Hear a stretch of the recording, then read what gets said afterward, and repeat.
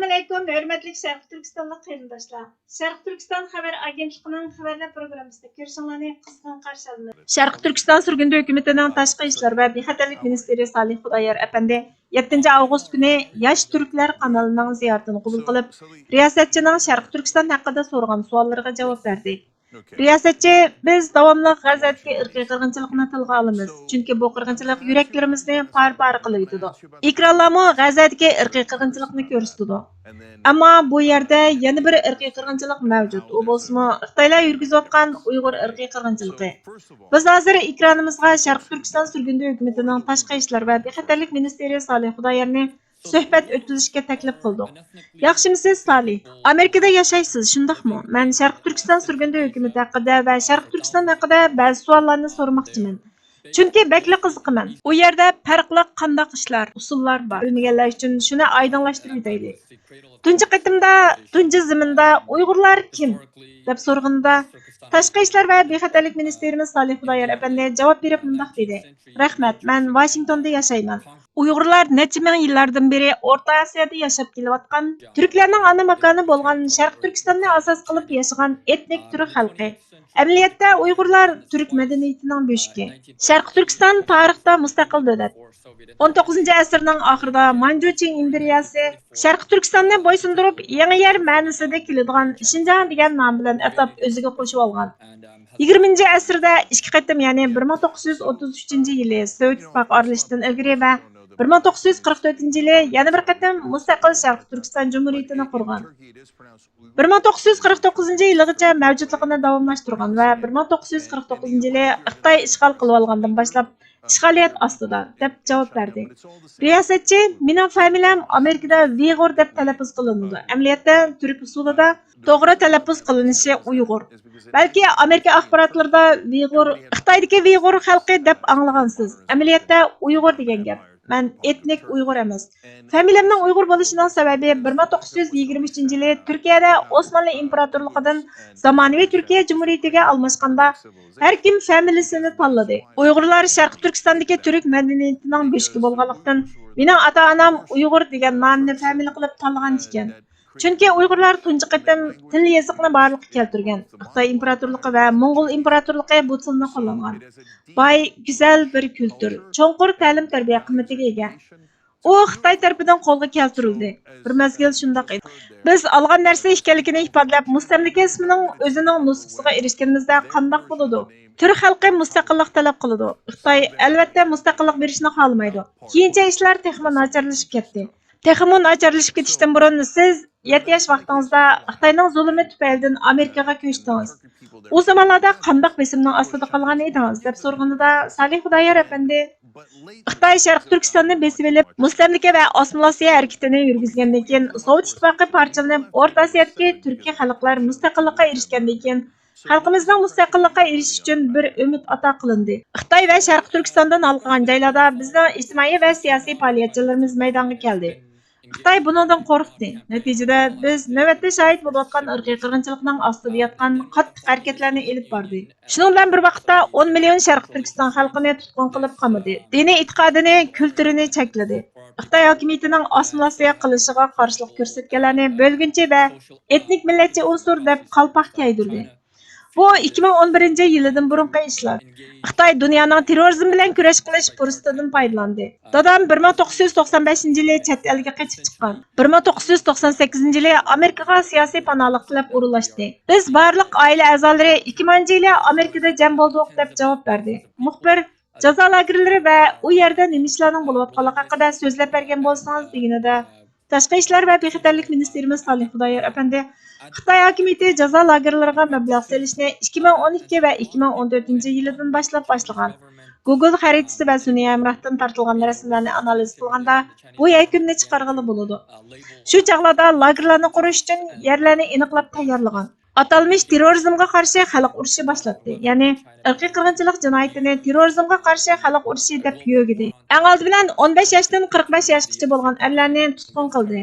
2016-yildan boshlab diniy faoliyat bilan shug'ullangan mening 100 nafarcha tutqunlarimni o'z ichiga olgan chet elga chiqqan keng xalq ommasiga qadar kengaytdi. Chet elga chiqqanlarni tutqun qilishning birdan-bir sababi chet elliklar bilan aloqa qilding degan bahona edi. Xitoyning atalmish qayta tarbiyalash markazi amaliyotda jazo lagerlariga millionlab insonlarimizni qamab olishining 70 turlikdan ortiq sababi bor edi. Bu testlarda insonlarimiz qiynaladi. Tibbiy sinoqlarning qurboni bo'ladi. Mingisi yuyuladi. Nurg'ulg'an yosh, sog'lom insonlar tekshiriladi. Keyin shu oqshomlar yo'qolib ketadi. Nurg'ulg'an insonlar buning organ sug'urib olish qilmish ekanligini faraz qilishadi. Xitoy o'zining dokladlarida 2016-yildan 2017-yilga Sharq Turkistondagi 12 yoshdan 65 yoshgacha bo'lgan 36 million xalqning DNA avrishkisi, ovoz izlari va ko'rish to'r pardasini yiqqanligini oshkorladi. Xitoy jazo lagerlarini qurg'onligidan tenib olib, tarbiyalash, chiniqtirish markazlari deb atadi. Xalqaro jamiyat 2020-yildan boshlab diqqat qilishga boshladi. Saviyasini yuqori ko'tarish uchun atalmish tarbiyalash markazlariga 2014-yildan 2019-yilning oxirigacha har yili 1,292,900 nafar Sharq Turkiston ommasini Xitoy tilini va turli kasblarni o'rgatish uchun avatganligini, jami 7,880,000 xalqimizni tarbiyalaganligini, ya'ni yig'ib olish lagerlari sistemasida tutib turilganligini bayon qildi. Bu sochilarning arxividagi 578,000 Uyg'ur va 5 yillik va undan ortiq muddatsiz jazo berilgan xalqni o'z ichiga olmaydi. Sharq Turkiston Xitoy Xalq Jumhuriyati Xitoy kontrolidagi rayonlarning umumiy nufusining 2%ni, turmaga qamash nisbati 33%ni tashkil qiladi deb javob berdi. Riyosatchi, sizlar ya'ni Sharq Turkistondagi turk xalqi farqli etnik turk millati ham davlatlar besbilanib mustamlika qilingan. Xitoylardan farqlansizlar, o'z ona tilinglarda so'zlaganinglar, diniy e'tiqodinglar bilan shug'ullanganinglar uchun terrorist deb tanilib, jazo lagerlariga qamaldinglar. Sizlar ichida turayotgan ahvolni Amerika hukumati irqiy qirg'inchilik deb e'tirof qildi. Hukumatlarning Amerika hukumatiga Xitoyning qilmishlarini irqiy qirg'inchilik deb e'tirof qilishga qanday chaqiriq qilganligini anglatgan bo'lsangiz deganida Tashqi ishlar va bexatarlik ministerimiz Salih Xudoyor apandi, biz dastlabda 2017-yili Oklahomada boshladik. Men Lanfordning ishxonasiga bordim. Bir necha qitim uning bilan ko'rishib, masalalarimizni anglitib, Tibet siyosati qonuniga o'xshash Uyg'ur siyosati qonun loyihasini tunishtirishni, Amerikaning bizning krizimizga aloqador siyosatlarni tuzib chiqishini talab qildik. Keyin 2017-yili avgustda Washingtonga ko'chib keldim. 2017-yili Sharq Turkiston davosini qilishga boshladik. O'xshash ideyadagi Uyg'ur va boshqa turkiy xalqlar hozir milliy harakat deb tanilgan Sharq Turkiston milliy uyg'unish harakatini qurdik.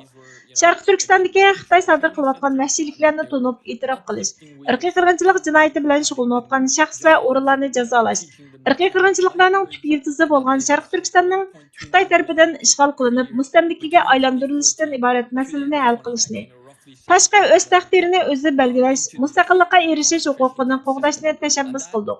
Dastlabda Amerika hukumati shubha bilan asta harakat qildi. Sharq Turkistonda nima ishlarning bo'layotganligini bilmaydi. Shuning bilan bir vaqtda Xitoyning Amerika bilan tijorat kelishimlari bor edi. Xitoyni parakanda qilishni xohlamadi. Biz ommaviy tashviqotimizni kuchaytirdik. Qurultay a'zolari bilan izchil ko'rishdik. Biz dastlabda Kengash palata a'zosi Korlin bilan ko'rishib, irqiy qirg'inchilikni e'tirof qilish qonun loyihasini o'tirg'a qo'yishni talab qildik. Tashqi ishlar ministrligini irqiy qirg'inchilikni e'tirof qilishga chaqiriq qildik. Oxirida Trump hokimiyatining dastlabki vazifa o'tash muddati to'shishdan burun biz Amerika tashqi ishlar ministrligining oldida izchil bayonot e'lon qildik va Mike Pompeoga maktub topshirdik. Oxirgi kuni irqiy qirg'inchilik e'tirof qilindi. Gerçi irqiy qirg'inchilikni e'tirof qilgan bo'lsa-mu, ahamiyatli bir harakat qo'llanmadi. Ma'muriy organlarning irqiy qirg'inchilikni e'tirof qilish qarorini tasdiqlaganligi isbotlandi. Ammo hech qanday ahamiyatli bir harakat qo'llanilmadi. Bizning insonlarimiz izchil lager va turmalarga qamaldi. Xalqimiz Sharq Turkistondagi va Xitoyning ichkari o'lkalarida qul emgak lagerlarida izchil qul emgakiga selinmoqda. Yangi dokladda bayon qilinishicha, Xitoy hukumati Sharq Turkiston miqyosida organ ko'chirish ta'sisotlarini kengaytmoqda ekan, dedi. Riyosatchi jazo lagerlaridan chiqqan xalq nimaga uchraydi deb so'rganida, Tashqi ishlar va bexatarlik ministerimiz Salih Xudoyor apandi jazo lagerlaridan qutulib chiqqan intayin oz sondagi xalqimiz bor bo'lib, ular qo'sh vatandoshlari yoki erlari va ya ayollari Qozog'iston, Pokistonga o'xshash boshqa davlatning fuqarosi bo'lganlar. Shunga ular boshqa davlatga chiqa oladi. Sharq Turkistonning sirtiga chiqqanmagan lagerlardan chiqqanlar bir necha kun ichida o'ldi. Xitoy hozir jazo lagerlarini taqaganligini, ichkari o'lkalarda ishga urilish sharoitini yaxshilab, turli kasblarga o'rilish imkoniyatini yaratganligini ta'kidlab kelyotdi. Amaliyotda bu Sharq Turkistonning nupus qurilmasini o'zgartirish orqali irqiy qirg'inchilik yurgizishning yana bir usuli edi. Xitoy bunday qilish orqali osonlik millatga aylantirish maqsadiga yetadi. Chunki Sharq Turkistonda Uyg'ur va boshqa turk xalqi ko'p sonliq millat, deb javob berdi. Riyosatchi, men majburiy to'y qildirish haqida ma'lumot berishingizni so'rayman. Agar Xitoy hukumatı bizning bu programmada so'zlayotganlarimizga qo'shilmasa, vakilining kelib Salih Xudoyar va boshqa surgun hukumatning boshqa bir vakillari bilan munozara qilishini qarshi olamiz. Sharq Turkistondagi tuqqanlaringiz bilan so'zlashish, aloqalash imkoningiz bormi yoki bu mumkin emasmi deb so'rganida Tashqi ishlar va bexatarlik ministerimiz Salih Xudoyar javob berib bunday dedi. Yo'q, 2016 va 2017 yillari yozdan keyin men hech kim bilan aloqalasha olmadim. Cho'ng dadam oxirgi qitim so'zlashganda meni ogohlantirib, "Menga endi telefon qilma, men yashinib qoldim. Maktabga bora olmayman. Bizni yolg'iz qo'y" degan edi. Xitoy jazo lagerlari deb atashni xohlamaydi. Kasbiy tarbiyalash markazlari deb siliqlashtirib atadi. Biz bu Uyg'urlarni tarbiyalab, kasb ahli qilamiz, ishga o'rinlashtiramiz dedi. Bizning nurg'ulg'an millionerlarimiz, doktorlarimiz, olimlarimiz, har soha bilim ahlilarimiz, doktorlarimizning jazo lagerlarida tarbiyalanishga nima ehtiyoji bo'lsin? Nurg'ulg'an diniy olimlarimiz yoki kultur rahbarlarimiz jazo lagerlarida o'ldi. Eng kichik bir misolni olsak, Xitoy bularni o'pka tuberkulyozdan o'ldi dedi deb javob berdi. Riyosatchi bunchalar ko'p adolatsizliklardan dunyoning xabari yo'q. Hech kim buni so'zlay olmaydi, hatto anglamaydi. Haqiqatan bu insonning kayfiyatini buzadi.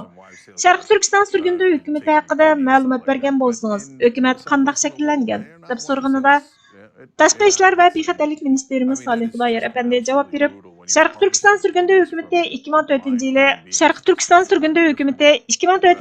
Sharq Turkistonning mustaqilligini asliga keltirish, milliy o'z taqdirini o'zi belgilashni maqsad qilib qurildi. Dastlabda O'rta Osiyoni markaz qilgan Sharq Turkiston Milliy Majlisi va Sharq Turkiston Milliy komiteti qurildi. Keyin O'rta Osiyodagi davlat hukumatlarining Xitoy bilan munosabati qo'yiq bo'ldi. Sharq Turkiston Uyg'ur siyosiy va boshqa kishilik huquq tashabbusi O'rta Osiyoda cheklandi. Keyin Turkiyada cheklandi. Undan keyin 2004-yilga kelganda bizning izbosar rahbarlarimiz siyosiy aralashish, inson huquqlari tashabbusi uchun fursat izlab Amerikaga keldi. Albatta, hukumatlar buni qila olmaysan deyolmaydi, dedi. Riyosatchi, siz burun bosh ministr bo'lib saylangan, keyin tashqi ishlar va bexatarlik ministri bo'lib saylandingiz, shundaqmi? Bu haqda bir tushuncha bergan bo'lsangiz, deganida buningga javoban shundoq. Mening tashabbusim irqiy qirg'inchilikqa qarshi turishni qo'lga keltirish va dunyoning har qaysi joylaridagi mushunga o'xshash faoliyatlarga ahamiyat berish. Xalqim meni bosh ministerlik vazifasiga loyiq ko'rib saylab chiqdi. Mening asli mundaq bir niyatim yo'q edi. Saylam har 4 yilda bir qatim Sohibxon davlatda o'tkazilib, parlament a'zolarini saylab chiqdim. Parlament a'zolari hukumat rahbarligini shakllantirdi. Men 2019-yildan 2023-yilgacha bosh ministerlik vazifasini ustimga oldim. 2023-yili hukumatning tashqi ishlar va bexatarlik ministri bo'lib saylandim deb javob berdi. Muxbir, riyosatchi, siz Oklahomada cho'ng bo'lgan, shundaqmi? Surgun hukumatning Oklahomada qurilgani ajablanarlik deganida, shundoq. Men xalqimning da'vosini qilish uchun Washingtonga ko'chib kelishdan ilgari Oklahomada yashaydim. Shu yerda cho'ng bo'lgan. Surgun hukumat Oklahomada emas, Washingtonda qurilgan. Men 8-qitimliq umumiy yig'inda saylandim dedi. Riyosatchi, men bir majburiy to'y qilish hikoyasini anglagan.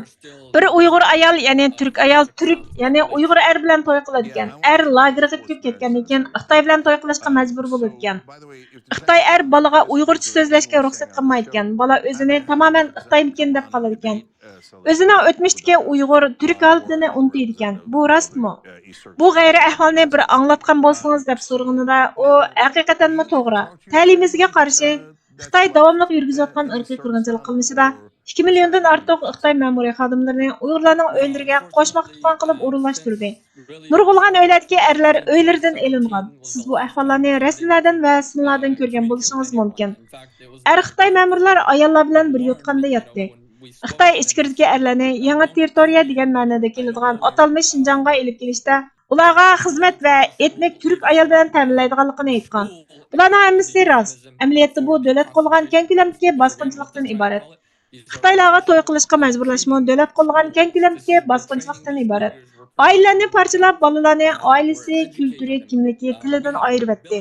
Xitoy hukumatining o'zining sonliq ma'lumotlariga qaraganda 2019-yilgacha 890 ming Uyg'ur bolalar Xitoy davlatining yotoqliq maktablariga o'rinlashtirilgan. Ostondagi muxbirlar bu ta'sisotlarga yaqinlashishga uringanda, soqchilar va bexatarlik xodimlari ularni to'sgan. Ta'sislar egiz tom va tikanlik sim kuzatish munaralari bilan qo'rshalgan. Miyush kamplardagi bolalar Xitoy armiyasining formalarini kiyib, terrorizmga qarshi kurash qilish qasamlarini so'zlayotganligi ijtimoiy axborotda tarqaldi.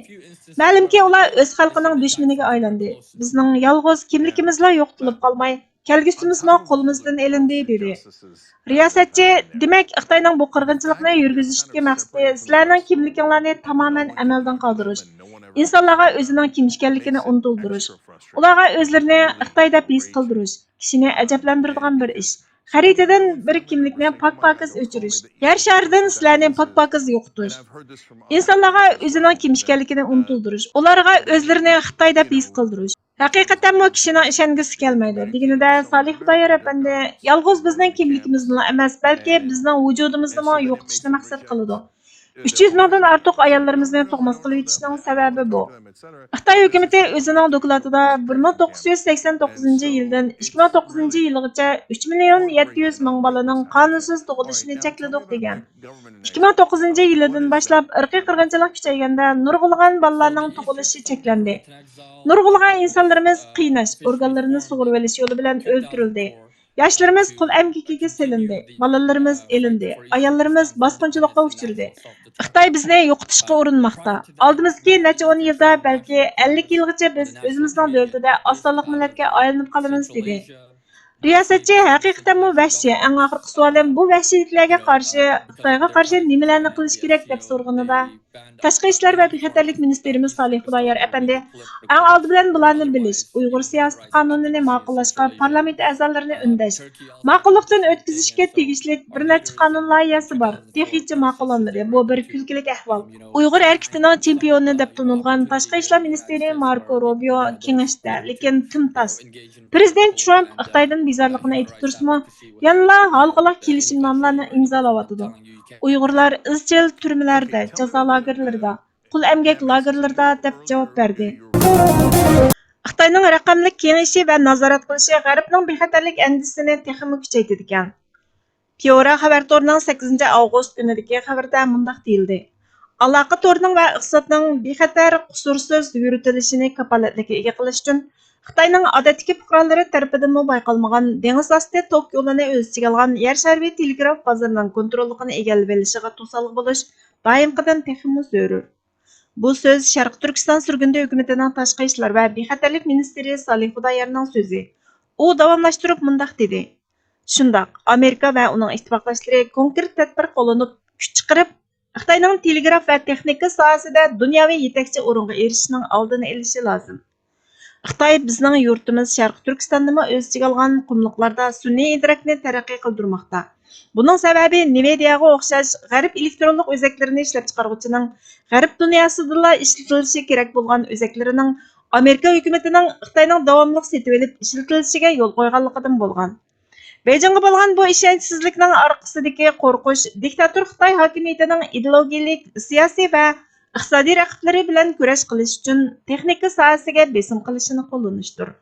Nurg'ulg'an davlat Xitoy hokimiyatining ishlab chiqaruvchi va ta'minlovchilarning sonliq ma'lumotlarini ziyorat qilishiga yo'l qo'yadigan orqishi qo'rqusi bilan Huawei'ga o'xshash ba'zi Xitoyning texnik shirkatlarining faoliyatlarini chekladi. Salih Xudoyorning qarashicha, yana bir talash tortish nuqtasi bo'lsa, ijtimoiy axborot supisi TikTok. Salih Xudoyor insonlar buni faqat sonliq ma'lumot supisi deb tushunadi. TikTokda bor bo'lgan har qanday narsa barliq qo'llanuvchi sonliq ma'lumotlari ana shirkat ByteDance va Beijing tarafidan yig'ib olindi. Keyin TikTokning qo'llanilishi G'arbda kengaydi. Xitoy hukumati bundan keyin G'arbdagi hamma odamni degidek ortiqlashtirdi. Ammo bir qancha yildan keyin bu yoshlar cho'ng bo'lib, mudofaa, texnika, siyosat qatorliq muhim sohalarda xizmat qiladi. Xitoy qanday qilib e'tiborsizlashtirishni biladi. TikTok usbuni qo'llangan yoshlarni kontrol qilish uchun qo'llanildi dedi.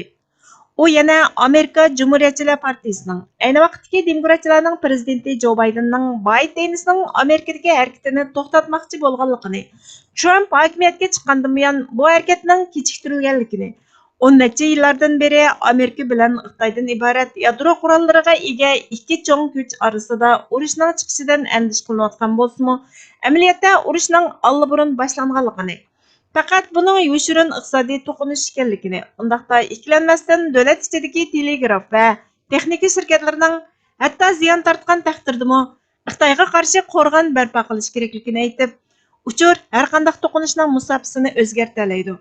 Agar Xitoy uchur kontrol qilish va to'plashda ustunlikni egallasa, bu g'arbga ofat elib keladi. Shuningdek, mavjud uchur sistemasining bexatarligini qo'g'dash uchun g'arbga chiqim qilsa-mu, bu ahamiyatli chiqim hisoblanadi. Xitoy telegraf va bexatarlik to'rini buzg'unchilikqa uchratdi. Bularning hammasi odatdagi urushlardan boshqa har xil urushlarda ishlatildi. Agar urush haqiqatanmi odatga ishga aylanganda, Beijing bu texnika afzallik bilan ustunlikka ega bo'ladi, dedi. Mutaxassis va diplomatlarning qarashicha, G'arb oxirida o'zini urushga selish, iqtisodiy qurbonliklarni qabul qilishga majbur bo'ladi ekan. Muxbirning bosh ministerimiz Salih Xudoyor bilan elib berilgan bu suhbatda mazkur xabar kanalidan boshqa yana Tunji pochta xabar to'ri, Xabarlar X xabar to'ri, Iqtisod vaqti xabar to'ri qatorli xabar kanallarida 10 avgust kuni xabar qilindi. Vatan deb to'lading iymoning qini, qalamlar tavratding vijdoning qini, tanglarning ishqida gulxonman dedim, ko'ngling osmonida cho'lponing qini. Qalamni mash'al qilib müdürib o'tding, o'pganmu yo'g'nab yutilib o'tding. Vatanga ixlosda boqsang engishib, qavmingning yiltizi yatar chirmishib, chaqnaydi mozorda fosfor yolqini, ko'kdagi yulduzlar bilan sirdishib. Bu yerda bug'ra ham o'g'iz yotidi, qo'qasqa aylangan yulduz yotidi. Septuzub her rangda fasillar o'tdi, vatan deb bahodir nasllar o'tdi, avlodga faqatla vatan qoladi, boshlardan ne aql naqllar o'tdi. Vatan cho'chak emas sajdigohingdir, va ya ermak emas boshpanohingdir. Vatan jonon deding jonon tepilar, vataning bo'lsala hamon tepilar. G'urbatda tinigan sayoqlarg'imu, shohona qasr ham ayvon tepilar. Ba'zida vatansiz sulton bo'ladi, o'zining go'shiga o'tin bo'ladi. Vatan asqatidi o'lganlargimu, nafsining o'tida kuyganlargimu, hatto o'smasini setib xotinining bir umr tomosha ko'rganlargimu. Lekin haqoratda qoldi qabrisi, talay ahonatda qoldi navrisi. Vatan iymon bilan bir tan emasmi? Vatan iymonsizga motam emasmi? Bizga vaqt ayirganinglar uchun ko'pdan-ko'p rahmat. Kelar qatimki programmamizda ko'rishguncha Allohga omonat bo'lgaysizlar.